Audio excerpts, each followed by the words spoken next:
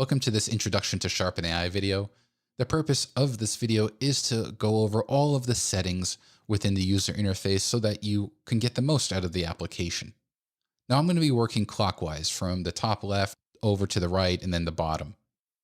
And obviously we're already in Sharpen AI. We have other videos that will show you how to get your photos into Sharpen AI through Adobe Lightroom, Adobe Photoshop, and as a standalone. So be sure to check those out as well. Now, for the purposes of this video, I'm using a Mac, but just about everything I show you will be the same on Windows as well, so you'll be able to follow along without any issue. To start, I'm actually going to go to the preferences of Sharpen AI, and I want to walk through some of these options here. The first two options allow you to control the file name. So when you save a photo out of Sharpen AI, you can add any sort of text to the beginning of the file as the prefix, as well as after the file name with the suffix. We added this to make it easier for you to identify your photos edited with Sharpen AI.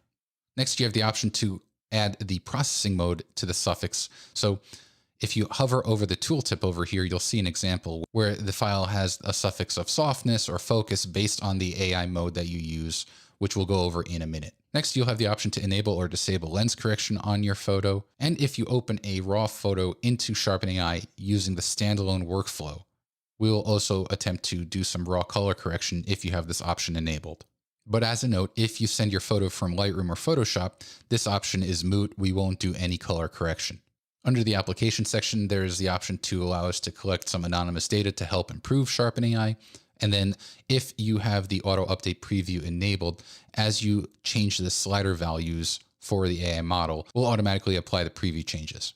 Next, you can choose the color of the preview background to make your photo pop more easily. And you can choose whether the control panel is on the left or the right side of your screen. And by default, it's on the right. Under the performance section, you have two dropdowns currently. The first is AI processor. By default, you might see it selected as CPU. So we highly recommend selecting the GPU option if you have one listed here.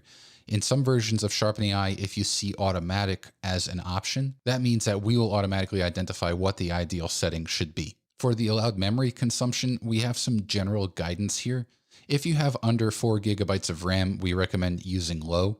If you have between 4 and 16 gigabytes of RAM, medium is a good option. And then if you have 16 gigabytes or more of RAM, you can specify high for your allowed memory consumption option. And that takes care of our preference options. So let's go back to the user interface. Starting on the top, you'll see three options here. The first is your zoom.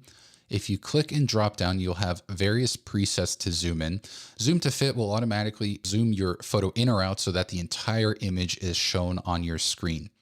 If you select zoom 50%, that'll zoom out to 50%. And if you select zoom 400, that will zoom in 400%. When you're zoomed in, you might want to reposition your photo to see the parts of the photo that you care most about.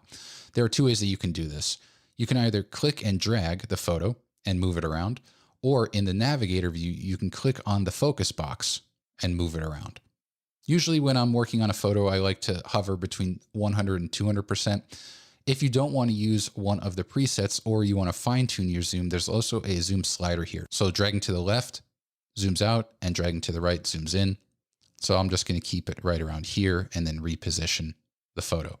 Next to the zoom dropdown is a button labeled original. If you click on that, that will show you the original photo. And then when you let go, you'll see the processed version. You can also view your original just by clicking anywhere in the photo preview itself. And then when you let go, you'll have your processed version. It's basically the same thing. Finally, on the top, you have your view dropdown. This gives you various options on how to preview your original photo and your processed photo.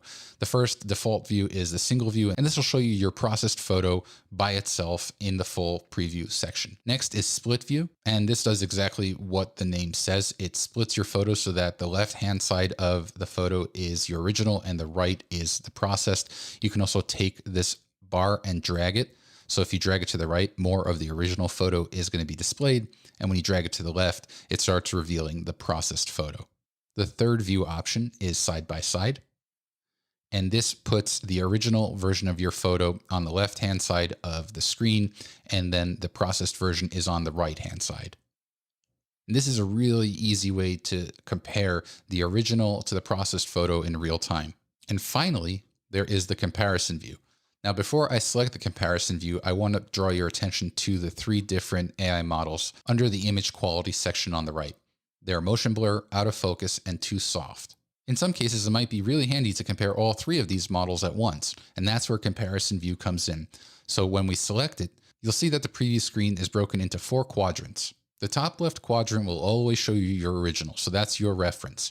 Then the remaining 3 quadrants will show you the 3 different AI models. So you can see the top right is motion blur, the bottom left is out of focus, and the bottom right is too soft. Now, in addition to showing you the 3 different AI models, you can also refine the mode for each of the models. So let's say for the motion blur, it's currently set at normal. But if I also want to see what very noisy looks like, I can click on it and it will update this quadrant to reflect motion blur with the very noisy model. Same thing goes for very blurry too. When you've determined the model that you like the most, you can double click on it and it'll open up into a larger view. And here you can further refine whether you want it to be in the side-by-side view or in the split view or single view. I'll stick with side-by-side for now and reposition the photo just so that we have a better perspective of it. On the top right of the image quality section, you'll see an auto toggle switch. Toggling the switch on will tell Sharpen AI to analyze your photo and determine which model it thinks is best. And like I mentioned, you have the 3 different AI models: motion blur, out of focus, and too soft. Motion blur and too soft have 3 options: normal, very noisy, and very blurry. So you can see here, they're the same over here. Out of focus currently has a 4th option called advanced. The advanced option gives you control to 6 sliders, allowing you to get granular control over the output of your file. With all of the AI models and modes, you'll see another auto switch under the settings section. If you toggle it, Sharpen AI will attempt to determine the optimal settings for this photo. Of course, you can override this anytime if you want to refine the look of the photo to taste. And then finally, under post-processing, you have a slider to add grain to your photo. So if we take the slider and drag it all the way to the right, you can see that grain is added to introduce some more natural texture to the photo that might be lost as part of the noise reduction component of Sharpen AI. And if you don't want any grain added, all you need to do is drag the slider all the way to the left so that it's at 0. On the bottom right of the preview window in all of our modes, you'll see 2 little icons, a smiley face and a neutral face. We put this there as a way for you to communicate with us if you're really happy or unsatisfied with the results of your photo through Sharpen AI. Let's say you're happy with the photo and click on the smiley face. That information will be sent to us completely anonymous. It will never ever be used in any sort of public or marketing purpose. It's solely used for internal purposes to help us improve our AI models. And we hope you use it whether you're happy or unhappy with the results. If you're not happy with the results and click on that neutral face, that'll help us improve our models and will allow us to make Sharpen AI even better for you. On the bottom right of the photo, you'll see a blue Save Image button. When you're done working in Sharpen AI, you can click on Save Image to output your file. But before we go there, there are still a few more options on the bottom bar. You'll notice 2 icons on the bottom. The right icon is a trash bin, and you'll use that to close your active document. So when you're finished with this photo or you just don't want to continue working on it, you can click on it and it'll close the document. It won't delete your file. It's just going to close it out of Sharpen AI. And next to that is the mask icon. Clicking on that will bring you into masking mode. Now we have an entirely separate video diving deep into masking, so I recommend you check that out.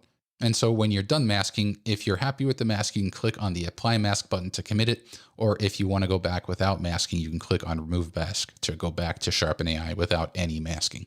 Next to the 2 icons, you'll get a readout of the settings that you're using of the particular AI model, as well as the AI model itself and the mode. So in this case here, you can see that we're using the Too Soft AI model with a very blurry mode, and the blur sliders at 53, the suppressed noise sliders at 28, and we have 0 for grain. And when you're done and you want to output your photo, just click on the Save Image button, and you'll be presented with your options for the file that you want to save. If you click on the image format dropdown, you'll have various options here: JPEG, TIFF, PNG, and DNG. The quality slider pertains to the JPEG file format, and if you use another format like TIFF, for example, that slider will not be present. Next, you can further customize the output file name if you want. the color profile that it'll be embedded into that file, and then where the file will be saved. If you have source selected, that will save the file back to the folder that the original file is located, and custom allows you to choose a specific folder to save the output file. And when you're done, just click on Save to complete the process. And with that, you should now have a better understanding of how to use Sharpen AI and how it can further improve the quality of your photo.